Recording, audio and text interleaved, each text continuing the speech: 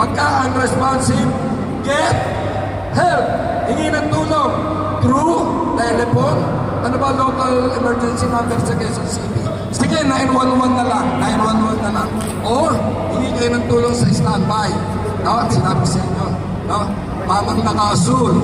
Okay. O alin naka-asul. Baka pwede po makahingi ng tulong. Meron po kasi rito, 50 to 60-year-old na lalaki o babae, bigla na lang inimatay. Baka po nag-cardiac arrest.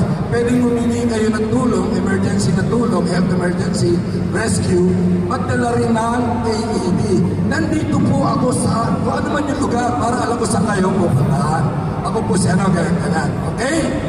Okay. Pagkatapos nun, ano ilalagay sa ilong at bibig?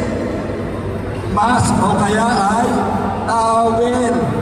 Kasi ang CPR ay aerosol generating procedure. Ano ibig sabihin ng aerosol generating procedure? Kapag nagkaganyan